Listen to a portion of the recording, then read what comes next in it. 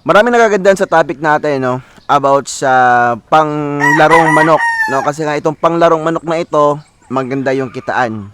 Yan. So, pag-usapan natin 'yan, no? Yan, pakuha naman natin yung yung golden boy natin. So, ang ganitong manok ay hindi pwedeng masyadong ipakita, i-focus dito yung maraming pen or maraming bahay nila kasi nga wala silang magiging ads dito sa YouTube.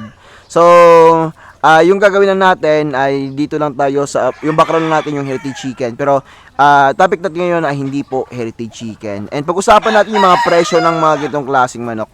So, itong kinuha ni Julo, no, ay ang ating Golden Boy sweater. Yan. So, ang Golden Boy sweater, kapag puro yung bentahan, yung presyo nila ay umaabot po ng 15,000 pesos, no, hanggang 25,000 pesos ang lalaki, no, kapag puro.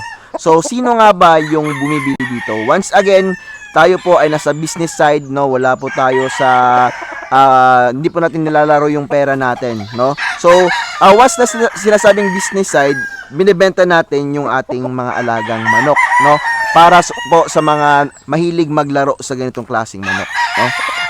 About sa mga hilig nila sa paglalaro, wala tayong hilig nila yan, passion nila yan.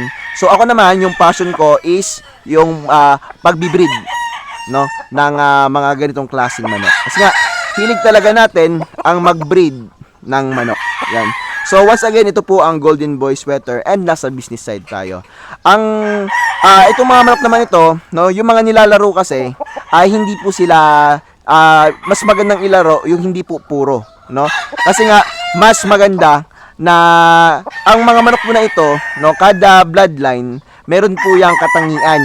So kung ano man yung gusto niyo katangian, maganda kung i-combine niyo sa maganda din katangian na kailangan niya na i-improve. Yan, yun yung magandang ipanglaro doon sa ruweda. Ayan. Sa ganung pamamaraan, malaki yung tsansa na maganda po ang ilalaro ng manok ninyo dahil po cross na po sila. Kapag cross naman, yung lalaki lang yung halos na bebenta, no? Kasi nga ang tawag doon two-way cross. Dito sa amin, hanggang two-way cross lang po kami. Yan, yung mga two-way namin na babae, hindi namin siya magagamit at pwede namin siyang ibenta doon sa gusto mag three-way cross. Ang sinasabing three-way cross, yun na doon yung sinasabi na pinaka-maximum na pwedeng maging katangian at gwapo pa rin yung manok. Gwapo na at napakaganda maglaro. Napakagaling maglaro ng manok kapag three-way cross. So, yun yung sinasabi nila. Yung sa amin naman dito, two-way cross lang kasi nga mas maganda pa rin dito sa amin na mabalik namin siya. Halimbawa man lang, no, nakapag-breed kami ng mga two-way cross. Yan. Yung gusto namin, kasi, dalawang manok lang yung ibabangga namin. At kapag lumabas yung resulta, ayun na, pwede na namin siyang ibenta for battle cross. Yan. Yung battle cross naman, nasa 6,000 pesos lang po yung bintahan namin dito. Yan. So, yun po yun, no? Once again, ito po yung Golden Boy sweater natin. So, puro po to na Golden Boy. Yan. Pinapares natin to sa mga Golden Boy din. Pero, hindi po isang farm yung kinuha na natin. Magkaibang farm yung mga babae nito. Yung importante man lang, Golden Boy pa rin sila. Para hindi po ma-inbreed. Yan. No? So, ganoon po yung kinagandahan ng ganitong klaseng manok. Ang babae naman, kapag puro, binibenta namin sa halagang 8,000 pesos kada isa. So, marami bang bumibili? Ang dami po, no? Kasi nga, araw-araw, once again sinasabi ko po sa inyo, araw-araw may laro. Yan, alam nyo na yung laro na sinasabi ko. And, yung mga naglalarong manok, kahit manalo sila, pero kapag, alam nyo na natamaan, ay pwedeng mataichi.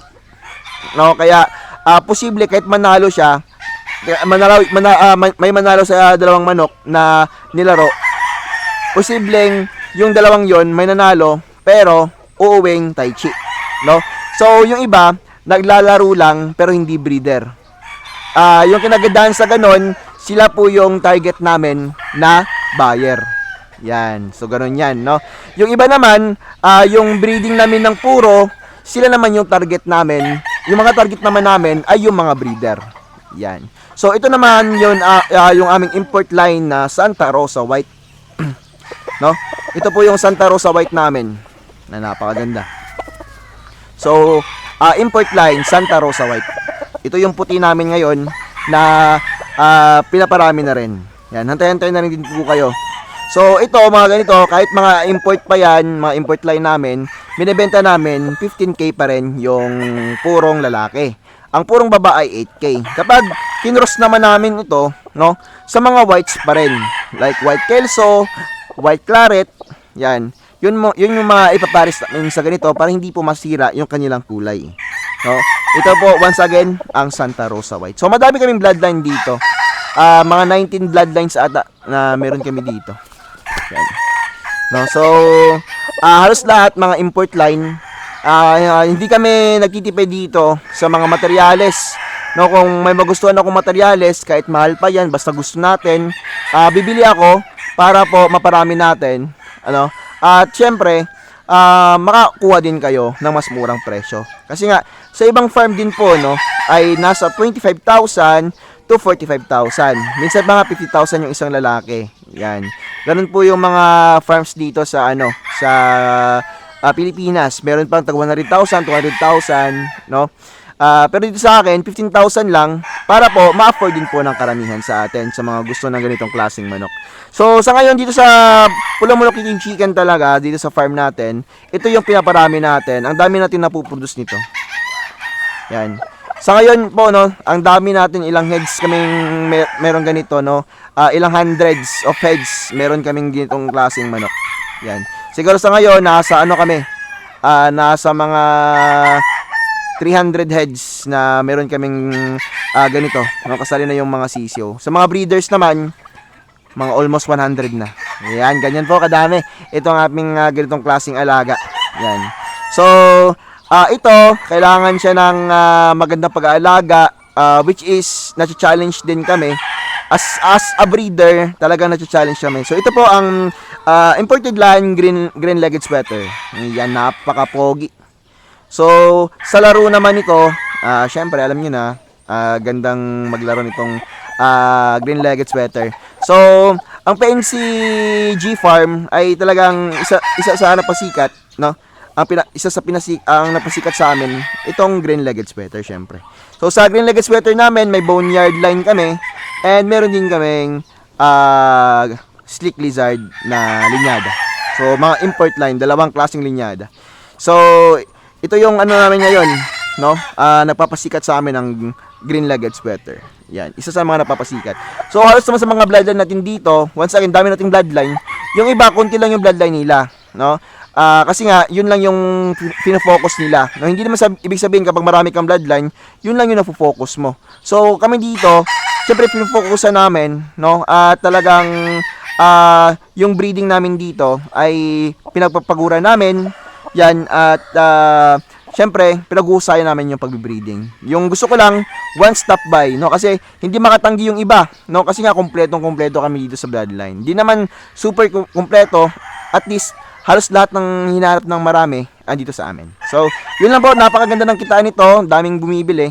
Sa ibang farms nga, no, nabibilihan sila ng mga 2-way cross nila, no, or 3-way cross nila, ng nasa 1,000 to 3,000 heads sa isang buyer lang. Merong mga ganun, no. Yung buyer nila, sila na magbabay and sell dun sa Luzon. Yan, yun yung mga ginagawa ng iba. Yung iba naman, nasa 100 heads, para lang sa kanila, para panglaro lang nila.